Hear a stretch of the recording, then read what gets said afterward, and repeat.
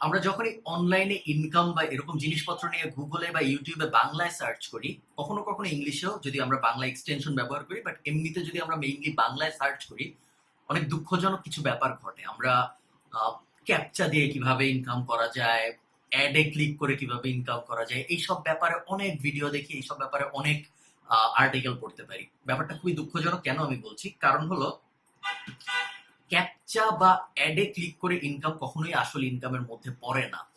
যখনই আপনি অনলাইনে থেকে কোনো কোনো অনলাইনের কোনো একটা মেথডে ইনকাম করার চেষ্টা করবেন, তখন আপনার নিজেকে দুইটা প্রশ্ন করতে হবে। এক নাম্বার প্রশ্ন হলো গিয়ে যে এই যে যে আমি এই কাজটা করছি ইনকাম করার জন্য, এতে অ্যাকচুয়ালি কার কি লাভ হচ্ছে। ওকে, এটা হলো আমাদের প্রথম প্রশ্ন।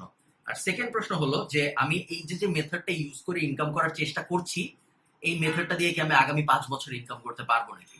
আমি একটা উদাহরণ ইউজ করি, তাহলে ব্যাপারটা বুঝতে সুবিধা হবে আমাদের। ধরুন একজন ঠিক করেছে যে সে অ্যাডে ক্লিক করে ইনকাম করবে, ঠিক আছে, অথবা সে ক্যাপচা লিখে ইনকাম করবে। সো প্রথমেই আপনার প্রথম প্রশ্নটা যে আমি এই যে যে এই কাজটা করছি, এটা কার কি লাভ হচ্ছে। ঠিক আছে, আপনি ক্যাপচা লিখছেন, ক্যাপচা লেখায় কার কি লাভ হচ্ছে। সেকেন্ড পার্টির কাছে যাচ্ছে, যারা আপনাকে ক্যাপচা দিয়ে, যদি ভালো কোনো কোম্পানি হয়, যদিও ক্যাপচা বিষয়ক কোনো কোম্পানি হয় না, বেসিক্যালি কমিশন নেওয়ার জন্য কিছু কোম্পানি হয়, যদি ভালো কোনো কোম্পানি হয় তারা হয়তো আপনাকে কিছুদিন টাকা দিবে বা অনেক দিন টাকা দিবে।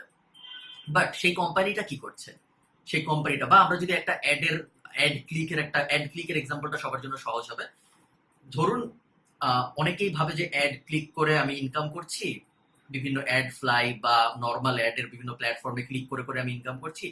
প্রথম যে প্রশ্নটা আপনার নিজেকে জিজ্ঞেস করতে হবে যে এতে আসলে কার কি লাভ হচ্ছে। আপনি অ্যাডে ক্লিক করছেন, আমি ধরে নিচ্ছি আপনি টাকা পাচ্ছেন, ঠিক আছে। এই যে যে আপনি অ্যাডে ক্লিক করলেন, আপনাকে একটা কোম্পানি টাকা দিল, সেই কোম্পানিটার লাভ কি। সেই কোম্পানিটার লাভ হলো সেই কোম্পানিটা আরেক জায়গা থেকে কন্ট্রাক্ট নিয়েছে যে এই অ্যাডে এতগুলা ক্লিক পড়বে, ঠিক আছে।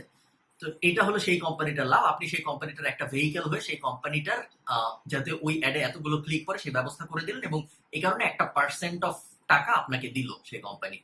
এখন সেই কোম্পানি কিভাবে লাভ করছে, মেইন যে অ্যাড, ধরেন আমি একটা এক্সাম্পল দিই, ধরেন ধরেন ধরেন একটা বড় কোম্পানি একটা গ্রামীণ ফোন ধরেন অ্যাড দিল, ঠিক আছে।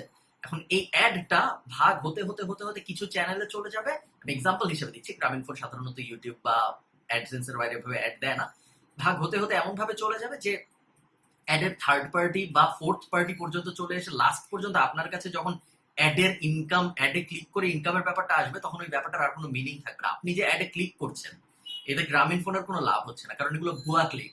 গ্রামীণ ফোন চায় অরিজিনাল যারা কনজিউমার, যারা পোটেনশিয়াল কনজিউমার, তারা যেন ক্লিক করে অ্যাড দেখে, তারা যেন ক্লিক করে কন্টেন্ট দেখে গ্রামীণ ফোনের, বাট সেটা হচ্ছে না, ঠিক আছে। সো পুরো ব্যাপারটা একটা ধোঁকাবাজি। যদিও এমন হতে পারে আপনি টাকা পাচ্ছেন কিছুদিনের জন্য, কিন্তু আলটিমেটলি এন্ড রেজাল্ট ধোঁকাবাজি, ঠিক আছে। কারণ আপনি যে অ্যাডে ক্লিক করে টাকাটা পাচ্ছেন, এই অ্যাডে ক্লিক করার ব্যাপারটা লিগাল হচ্ছে না, কারণ আলটিমেটলি গ্রামীণ ফোন যে উদ্দেশ্যে অ্যাডটা দিয়েছে যে আসল কনজিউমারের কাছে যাবে, আসল কনজিউমার ক্লিক করবে, তারপরে টাকা পাবো, ওই পদ্ধতিটা হচ্ছে না, ঠিক আছে। অন্যদিকে আমরা যদি একটা স্টেবল অনলাইন ইনকামের কথা চিন্তা করি, যেমন ধরুন গ্রাফিক্স ডিজাইনিং, ঠিক আছে। তো আপনি যখন গ্রাফিক্স ডিজাইনিং শিখে গ্রাফিক্স ডিজাইন করা শুরু করছেন বিভিন্ন ক্লায়েন্টের জন্য, আপনি জানেন যে প্রথম স্টেপ আমি ক্লায়েন্টের জন্য কাজটা করছি, সেকেন্ড স্টেপ ক্লায়েন্ট ওই গ্রাফিক্স ডিজাইনটা তার ওয়েবসাইটে ইউজ করবে বা তার লিফলেটে ইউজ করবে বা অন্য কোথাও ইউজ করবে। ওটার একটা অ্যাকচুয়াল এক্সিস্টেন্স আছে, আমার কাজের একটা ভ্যালু আছে, আমার কাজটা কোনো এক জায়গায় অ্যাকচুয়ালি হচ্ছে। অথবা আপনি যদি অ্যামাজন অ্যাফিলিয়েট মার্কেটার হন কথার কথা, তখন আপনি বলতে পারবেন যে হ্যাঁ, এটা আমার ওয়েবসাইট, এই ওয়েবসাইটে মানুষের উপকার হচ্ছে, মানুষ এই ওয়েবসাইট থেকে রিভিউ পড়ে যে অ্যামাজনে কিনছে, এই কারণে আমার ইনকাম হচ্ছে।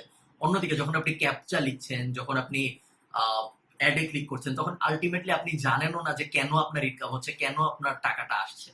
সেকেন্ড যে ব্যাপারটা আমরা সবসময় চিন্তা করবো যে আগামী 5 বছর পর বা 5 বছর পর্যন্ত কি আমার এই ইনকাম চলবে নাকি, চলবে না। কারণ হলো এই যে যে ক্যাপচা, আমি জাস্ট এগুলো এক্সাম্পল হিসেবে ইউজ করছি, এরকম অনেক আছে, PTC, captcha, link, click farm, এরকম অনেক আছে। এগুলো আস্তে আস্তে সব বন্ধ হয়ে যাবে। আপনি যেটাই কাজ করেন, আপনাকে যদি গত 6 মাসও পেমেন্ট দিয়ে থাকে বা 8 মাসও পেমেন্ট দিয়ে থাকে, এগুলো বন্ধ হয়ে যাবে, কারণ এগুলো আসলে কোনো কাজ না, ঠিক আছে। এগুলো পুরোটাই একটা ধান্দাবাজি। অনেকে ভাবেন যে আমি তো টাকা পাচ্ছি এই কারণে এটা ধান্দাবাজি, না। না, আপনি যদি টাকা পানও, আপনাকে যদি ওই কোম্পানি টাকা দিয়েও থাকে, তাও এটা ধান্দাবাজি, কারণ ব্যাপারটাই ইল্লিগাল। আমি কি বুঝাতে পারছি? সো যেহেতু ব্যাপারটাই ইল্লিগাল, সো আপনি কিছুদিন টাকা পান বা আপনি টাকা পান না, পুরো ব্যাপারটা তারপরেও ইল্লিগাল থাকবে। অনলাইনে ইনকাম এবং অফলাইনে ইনকামের মধ্যে তেমন কোনো পার্থক্য নাই, দুইটার ব্যাপারে একই। আপনি একজন মানুষ হিসেবে যখন কোনো জায়গায় কোনো ভ্যালু দিবেন, অ্যাকচুয়াল ভ্যালু, তার বদলে আপনি ইনকাম পাবেন। ঠিক আছে? তো আহ, আপনি যখন একজন ব্যাংকার, আপনি যখন একজন টেলার একটা ব্যাংকের, তখন আপনি একজন লোক আসছে, তার টাকাটা গুনে ব্যাংকের হিসাবে জমা করছেন বা তাকে টাকা দিচ্ছেন তার চেক নিয়ে। আপনি অ্যাকচুয়ালি একটা ভ্যালু দিচ্ছেন, এই কারণে আপনি বেতনটা পান। অনলাইনেও পুরো ব্যাপারটা সেম, আপনি যখনই অ্যাকচুয়াল একটা ভ্যালু দিবেন তখন আপনি আপনার ইনকামটা পাবেন। এটা হতে পারে আপনি গ্রাফিক্স ডিজাইনে একটা ডিজাইন করে দিলেন, তখন আপনি আপনার ভ্যালুটা পেলেন। আপনি একটা ওয়েবসাইট বানিয়ে দিলেন, অ্যাকচুয়াল ভ্যালু, অ্যাকচুয়ালি একটা ওয়েবসাইট বানিয়ে দিয়েছেন, এই জন্য পেয়েছেন। বাট আপনি যখন ক্যাপচার কথা চিন্তা করবেন, আপনি যখন অ্যাডের কথা চিন্তা করবেন, তখন অ্যাকচুয়ালি কারো কোনো লাভ হয় না। কিছু ধোকার কারণে মাঝখানে কিছু কোম্পানি বেনিফিটেড হয়, বাট আলটিমেটলি এগুলোকে আপনি কখনো একটা লং টার্ম ইনভেস্টমেন্ট হিসেবে নিতে পারবেন না, একটা লং টার্ম ক্যারিয়ার প্ল্যান হিসেবে নিতে পারবেন না। ব্যাপারটা খুবই দুঃখজনক যে আমরা সবাই সোজা পথের দিকে যেতে চাই, আমরা সবাই চাই যে সোজা পথে কিছু ইনকাম করি, সোজা পথে কিভাবে কি ইনকাম করা যায় এটা খুঁজে বের করি। বাট যদি আপনি ওই পথে আগাতে চান, তাহলে আপনি কখনোই অনলাইনে একটা সাস্টেইনেবল ক্যারিয়ার বানাতে পারবেন না। সো আমার আমার কথা যদি আপনারা শুনেন, প্যাসিফিক জার্নাল ইউনিভার্সিটির কথা যদি শুনেন, তাহলে অবশ্যই স্টেবল কোনো একটা ইনকামের জন্য শিখুন প্রথমে, তারপর স্টেবল ইনকামের জন্য কাজ করুন। এবং প্রথম দিকে আপনার ইনকাম হয়তো কম হবে, একদম শুরুর দিকে হয়তো আপনি অ্যাডের মতো ঠাকঠাক করে ইনকাম হয়ে যাবে না, বা পিটিসির মতো বা ক্যাপচার মতো ইনকাম হয়ে যাবে না, কিন্তু আপনার কোনো টেনশন থাকবে না যে আসলে ইনকাম হচ্ছে নাকি হচ্ছে না। সেকেন্ড, আপনি জানবেন যে আপনার কাজের অ্যাকচুয়ালি একটা ভ্যালু আছে। এবং থার্ড, লং টার্মে যখন এই সব সরে যাবে, এই সব ধোকাবাজি বন্ধ হয়ে যাবে, তখনও আপনার ইনকামটা ঠিক থাকবে এবং আস্তে আস্তে বাড়তে থাকবে। ঠিক আছে? ধন্যবাদ সবাইকে ভিডিও দেখার জন্য। সাবস্ক্রাইব। তারা